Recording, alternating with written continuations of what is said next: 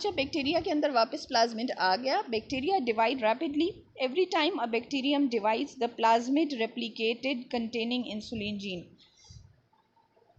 एक bacterium almost 20 minutes में 1 से 2 में तकसीम हो जाता है। ठीक है, this is the time period, general average time period. इससे कम टाइम भी लेते हैं बैक्टीरिया, इससे ज़्यादा भी लेते हैं, लेकिन ये है कि एवरेज 20 मिनट्स में आपने एक जीन इंसर्ट की। जब उस बैक्टीरियम ने डिवीजन की तो नेचुरली साथ ही अपने प्लाज्मिड को भी डिवाइड कर लिया। ठीक है, तो एक नेचुरल तरीके के मुताबिक जिस तरह से डीएनए रेप्लिकेशन होती है, प्लाज्मिड को रेप्लिकेट करते करते बैक्टीरिया ने आपकी इंसुलिन जीन को भी डबल कर लिया। एज अ रिज़ल्ट आपने एक इंसुलिन की जीन ली और उसको बैक्टीरिया में डाला। जब वो बैक्टीरिया 1 से 2, 2 से 4, 4 से 8 डुप्लीकेट होते चले जाएंगे तो आपकी वो जीन भी डबल होती चली जाएगी।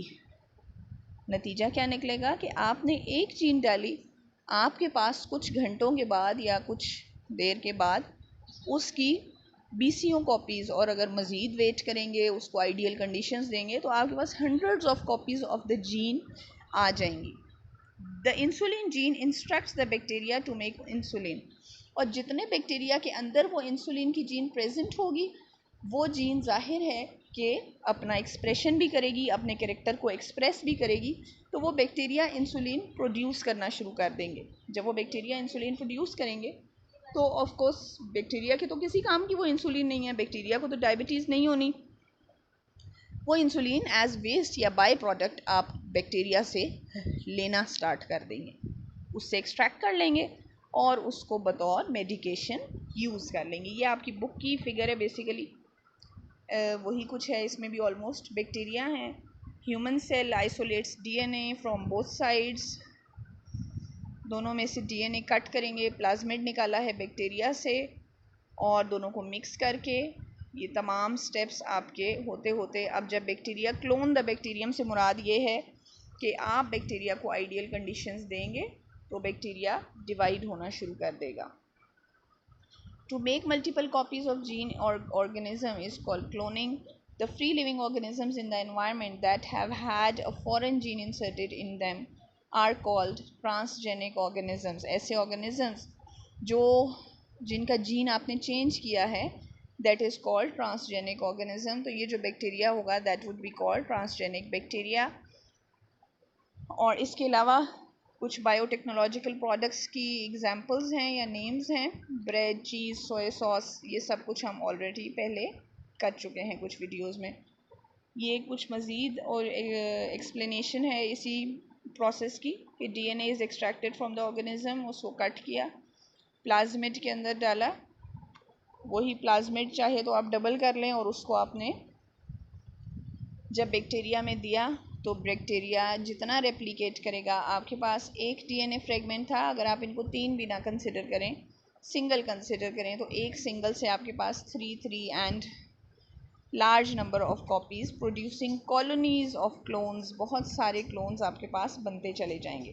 तो genetically modified bacteria were the first organisms to be modified in the laboratory due to their simple genetics.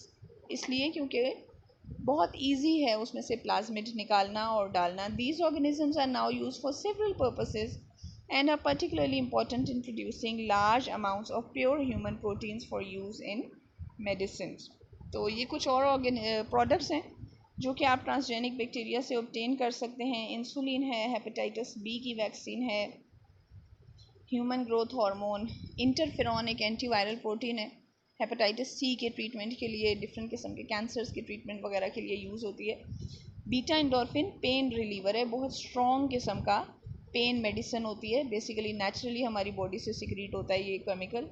और इसके अलावा और भी बहुत सारी प्रोटीन्स और नेचुरल प्रोडक्ट्स जो हैं वो हम ट्रांसजेनिक बैक्टीरिया से ऑब्टेन कर सकते हैं।